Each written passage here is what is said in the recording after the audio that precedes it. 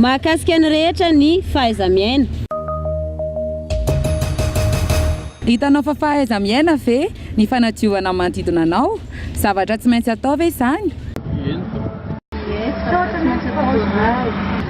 Fararana fahadiovana dia fahaiza-miaina dia zavatra tokony atao.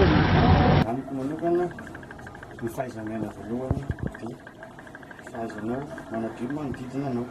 Fanahinao zany tsy mahavita manadio manodidina anao.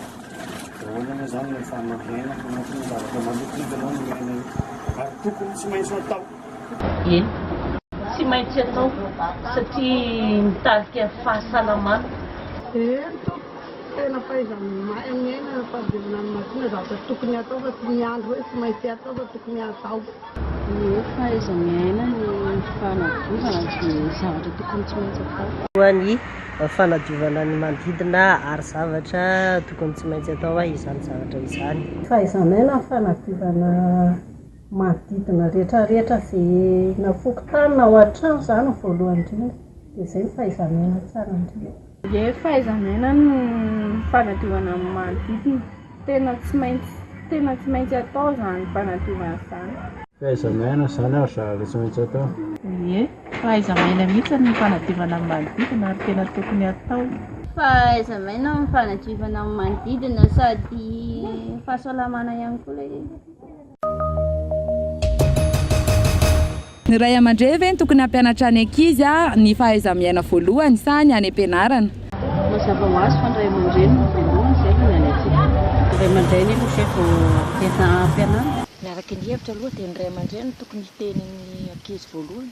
Ifanampiana io fa raha mbola kely moa zany dia tsy maintsy ny ray aman-dreny aloha dia tonga taona dia iarahana manabe ny ankizy miaraka ny mpampianatra sy ny ray aman-dreny.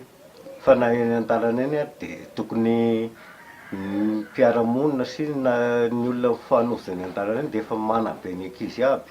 Mifamendro sady ny mpampianatra manabe an'ilay zaza, ny ray aman-dreny koa manapitosika ny fiainany ao an-tokantrano. Ny ray aman-dreny tokony hampianatra voalohany ankizy ny fahaiza-miaina satria raha ny mpampianatra dia rehefa mianatra izany dia izy vao ampianarina voalohany fa dia mbola kely izy dia tokony ampianarina. Voalohany aloha ny ray aman-dreny no tokony hampianatra voalohany satria miainga ao anatin'ny tokantrano ny ray aman-dreny ny ankizy, izay vao makany amin'ny mpampianatra. Araka ny hevitra, ny ray aman-dreny zany no tokony hampianatra ny fahaiza-miaina ny ankizy satria ny antony dia izao. Ny ankamaroan'ny ankizy amin'izao tsy voatery any an-tsekoly daholo fa misy tsy mianatra. Moa na mianatra aza ny tena fotoana betsaka dia eo anatrehan'ny ray aman-dreny, izany hoe ny ray aman-dreny zany tompona andraikitra voalohany.